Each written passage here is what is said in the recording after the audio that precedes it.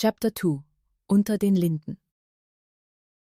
I settled into the seat across from Papa, close enough that our knees nearly touched. The carriage jerked forward, its wheels catching on the cobblestones.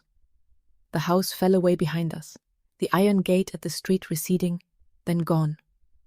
The sounds of the city rose to meet us. Hoofs on stone, the creak of other carriages about their way, voices of people heading to their evening entertainment. Berlin's spring air moved through the open hood. A late afternoon rain had washed the cobblestone streets clean, leaving them glistening under the gas lamps. The air carried the fresh scent of new foliage and hyacinths from the gardens we passed, mixed with the coal smoke smouldering from chimneys along the way. Papa leaned back in his seat, hands resting on his knees. He watched me with the expression of a man who had something to say and was deciding when to say it. I looked out at the street and let him take his time. The buildings grew taller as we moved toward the center. Our district gave way to wider boulevards, the narrow residential streets replaced by the grand sweep of Unter den Linden ahead, the streetlights shining through the new leaves of the linden trees, their branches pale green and trembling. The opera house appeared before us, its columns glowing. Another carriage passed us going the opposite direction, the passengers visible for half a second. A woman in red silk, a man's white mask turning toward us, then gone.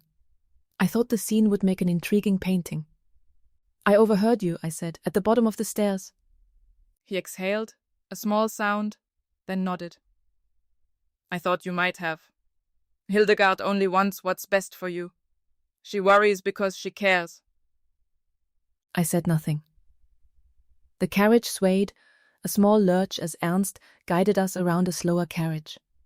I folded my hands in my lap and looked at the trees passing. Papa knew what my silence meant. He knew I said very little when I disagreed, and this always made him nervous. "When I married your mother, it was not a love match." I turned my head, surprised by this admission. "We barely knew one another, and were certainly not in love," he continued. "It was a sensible match, practical. I was 28, she was 19, and neither of us expected anything more than a sound partnership, a household, children, if God willed it." He paused, his hands still on his knees. Perhaps I was more comfortable with the arrangement than she was. I could hear Ernst above us, the soft click of his tongue urging the horses forward.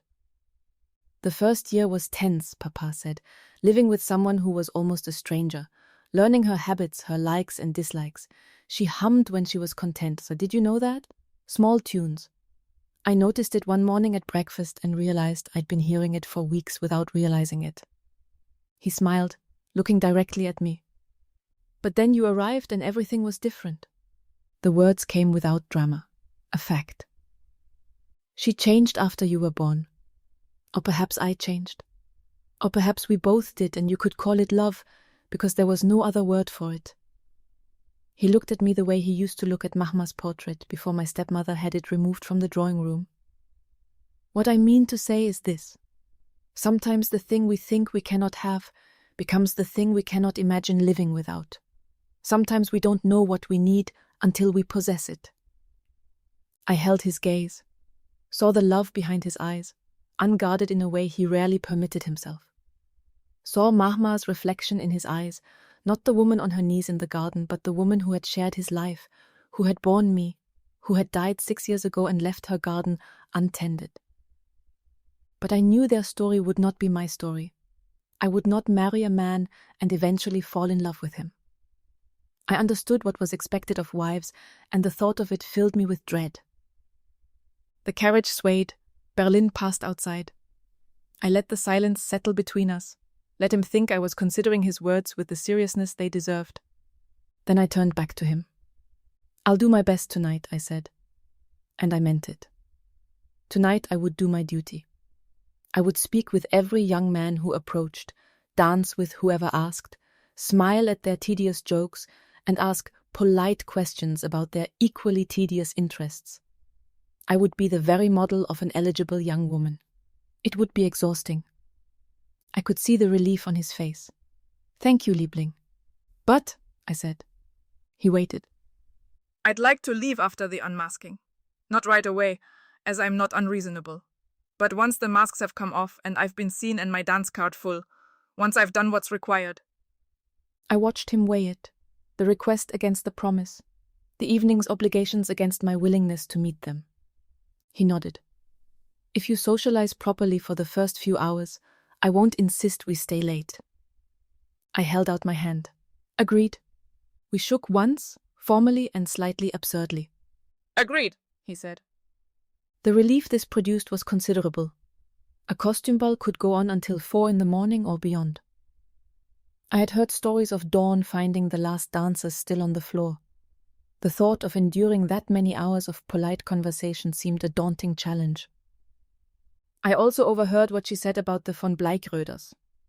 Papa exhaled slowly and looked at me with the expression of a man making a decision. You're old enough to understand these things, I suppose. Life is sometimes more complicated than we would like it to be. Is it? It seems to me that people often make life more complicated than it need be. He smiled at that, though not entirely with amusement. Tell me your simple version. She does not wish to attend because they are Jewish. You do wish to attend because you do business with Herr Bleichröder and it would be discourteous not to. That seems simple enough. You have the broad outline. He shifted in his seat, looking out at the passing street. Hildegard is not alone in her position. Many people of our acquaintance share it. You should know that. Ich weiß, I said. And I don't understand it. He was quiet again. Outside, we caught up to the lamplighter, working his way along the street, the flame catching and holding above us as we passed. I have known Gerson von Bleichröder for many years, Papa said at last. We have worked closely together on matters I will not bore you with. What I can tell you is that in all that time, I have found him to be an upright and honorable man. More honorable than many Christians I know who would not hesitate to call themselves his betters. He paused. Hildegard has her position, and I do not expect to change it, but I will not pretend to share it. I noticed discomfort in his demeanor where I usually found composure. It was a rare division between them. Hildegard had been, whatever my feelings about her, a good wife to my father. She ran his house with quiet efficiency and managed his social obligations with little complaint. These were not small things, but most importantly, she had given him Friedrich. This disagreement cut deeper. It went to the heart of who he was and who she was. Why do people hate one another for such things? I asked. They believe what they believe. We believe what we believe. Why can that not simply be accepted? Papa was quiet for long enough that I thought he might not answer. If it were only that simple, he said at last. I wish I could tell you it were. He turned to look at me directly. What I can tell you is that there are people who require someone to look down upon. It helps them feel secure in their own position. The reasons they choose are rarely the real reasons. He paused again. But you should not worry about such things tonight, my dear. We are going to a ball, and whatever Hildegard says, most of Berlin will be there. Most of proper Berlin will certainly not, I said in my best approximation of her tone. Papa looked at me for a moment and then laughed. A genuine laugh, the lines deepening around his eyes. Most of proper Berlin, he agreed. Gott sei Dank. The carriage slowed. I could see the building ahead, light spilling from the open doors. Other carriages lined the drive leading to the entrance, footmen in livery, guests in costume, the blur of masks and candlelight beyond. Ernst brought the Landauer to a stop. The springs settled. Inside, the evening waited. Papa offered his hand. Ready, my dear?